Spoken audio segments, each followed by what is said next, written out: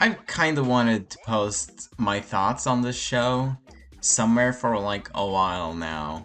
I mean, I've like mentioned and talked about like criticisms I have of this show with like pals and stuff. But, sometimes I've like looked up on YouTube to find videos that could possibly agree with me, and I only find like a couple, but I want some more. So here I am, because I have this specific channel. So I was a big hater when I first watched the first episode, but I still have criticisms, but I'm not like hating it just because it's popular now. So first I just want to talk about the show in general, and then I want to move over to episode 5, the newest one that came out. I watched that a bit ago. I watched that when it first came out. Not the premiere though, but okay. I don't have anything against Goosework. I really like that Runmo short. That's a lot. I like that one more. It's more creative. It's one entire story instead of like multiple episodic stuff within a bigger story of sorts with characters. This is like just one mute protagonist, so you kind of have to think a little bit outside the box how to communicate information. So I'm not like going into this hating it. The 5th episode, I was like, oh, maybe I will like it. And like, back when the 3rd episode first came out, I had some people who were like, oh, I wasn't too into this show, but the 3rd episode convinced me it was good. And it didn't work on me. I still thought it was kind of meh. And it didn't do the same here. I do really like the animation and the music. Like, there's definitely thought into like keeping the characters distinct and stuff, like with how they walk and character design.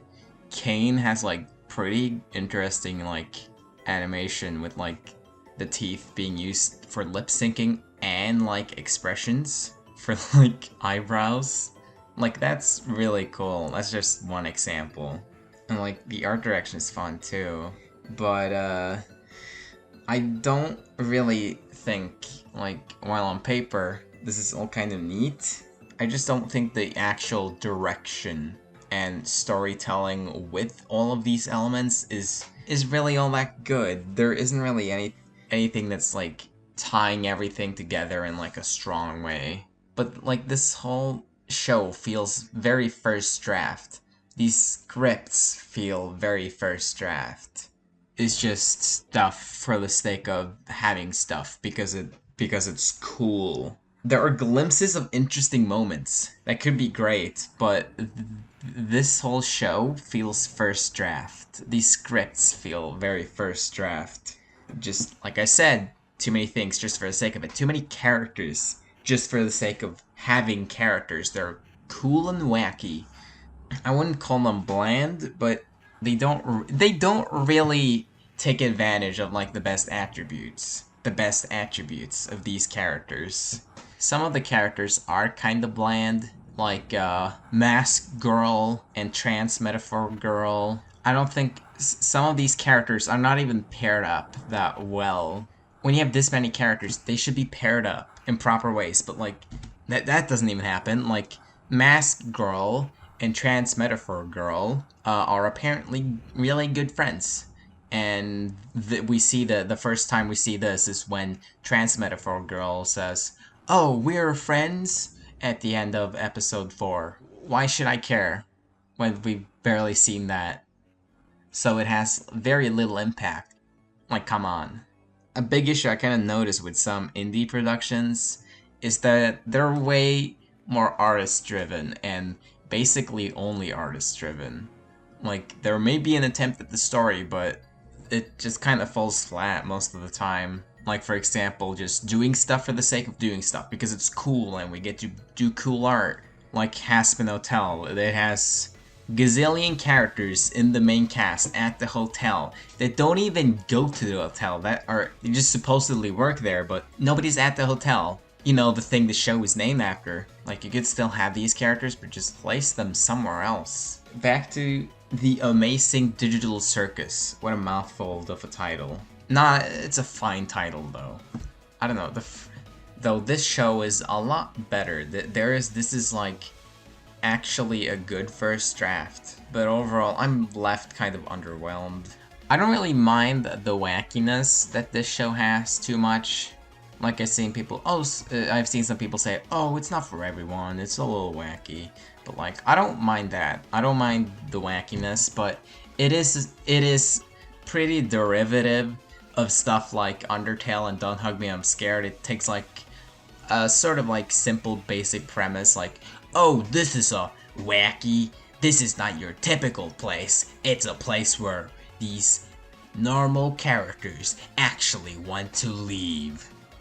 You know, that kind of thing. Or whatever. Wacky, edgy, self-aware stuff. Which has become more prevalent in this era. First episode introduces stuff, fine enough. The second episode we get like a we get an actual adventure outside the circus.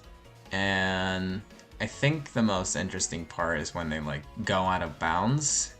But the funny thing is, like, Pomni and Gummy Goo, they like interact for just a tiny bit. They aren't really paired up in an interesting way to like warrant like shipping fan art. Like, the background character has no personality in those scenes where they interact. And then what's kind of stupid is that at the end of the episode, Gummy Goo just explodes because Kane doesn't want him in the circus. Because, you know, NPCs are not supposed to be in the circus because of lore explanation. And apparently Pomni freaks out. But then at the end of the episode, she's like, oh, I'm happy now. I am smiling. La la la la. After that, really? What did the stuff at the start of the episode have to do with anything? Or like, how does that get resolved by you seeing someone that freaks you out? Okay. And the third episode, like I said, I didn't really connect with it. Kinger's dead wife or whatever, corrupted wife, abstracted wife. I remember the words for the show that they use. Like, how? Why am I supposed to care? How did that turn it around for people, or for some people? That I don't understand, because we've barely seen this character that's connected to this character who is in the main cast. Oh, another thing. I don't really think the Kinger's like change in personality was handled well, like at all. When I saw him acting differently in episode 2, it felt more like inconsistent writing with the character. Entirely normal. He was just completely normal in episode 2. It felt like, rather than like a balance. The fourth episode though, I liked that one more initially, but I still think it's probably the best episode. I think the first draft-esque feeling probably lends itself to this mundane slice-of-life-esque scenario, where stuff doesn't need to fully connect. It has a character arc I almost fully like, but it's a little awkward in places. I like how Gummy Goo kind of returns there. And, yeah, that's about it for that episode. Fun episode. It's a fine episode. And then the fifth episode, I don't know. Like I said, I wanted to like it when I went into it, but it didn't really work. I like that it's trying to do like a bunch of different like adventures at once. I like the idea behind the episode, but that's all it really is. It's just, look at all of this different wacky stuff. And the drama that's within this episode it's fine. It's kind of meandering. The episode isn't really that funny. It's way less funny than the other ones. I like the disappearing guy, but like the second time he returns, it's so obvious that he's just gonna disappear. It's like, yeah, that's the disappearing guy. Yeah, that was the disappearing guy. I've seen criticisms of Pomni's character, like she's not a good main character.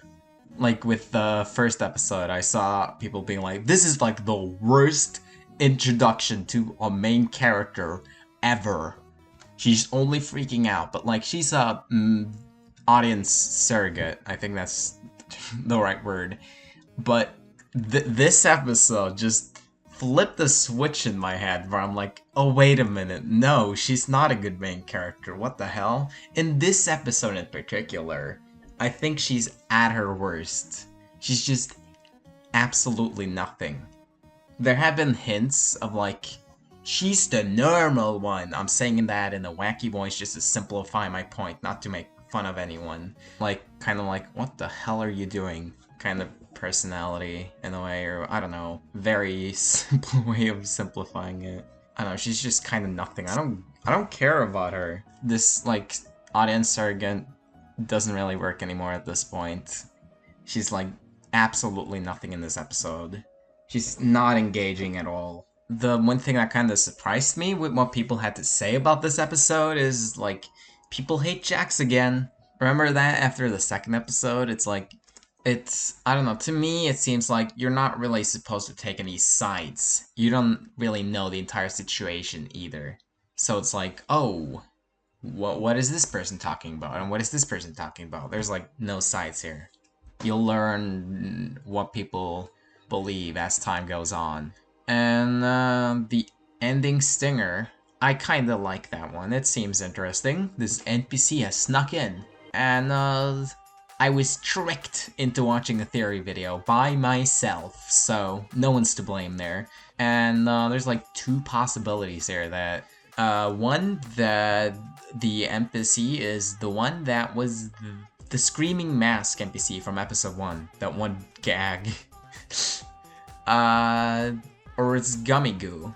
They came back in some way.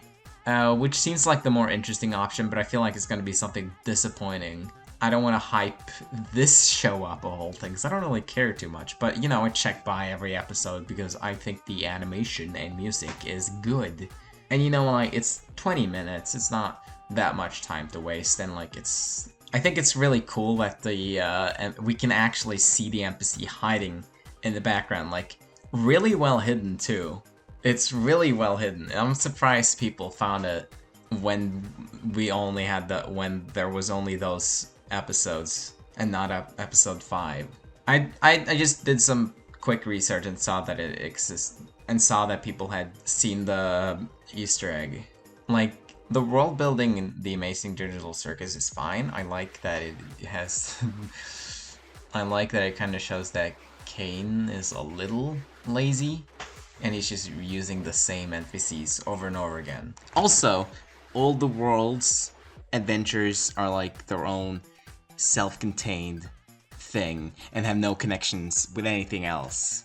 But I think subconsciously it leaves a little to be desired, even if I appreciate it. I like the other new glitch show, that one, Gaslight District. I think that has much better, stronger writing. I'm a lot more captivated by what that world is showing, because the world building in Gaslight District is so strong. I liked it much more on rewatch. I mean, I still liked it on the first watch, but it was like, is it gonna fall apart like this show? I think that could turn into something special, but here I'm just like, I don't know. But yeah, like I said, I don't really think this show is like the best thing in the world. I don't have much more to say besides I'll watch the next episode. I'll watch all the episodes, all 9, and I'll make videos on them too, I guess. So subscribe for more unscripted ramblings if you're interested in that from this weird goat, or if you want to look at my main channel with for like scripted videos and also art and music that I make. That's about it. Bye!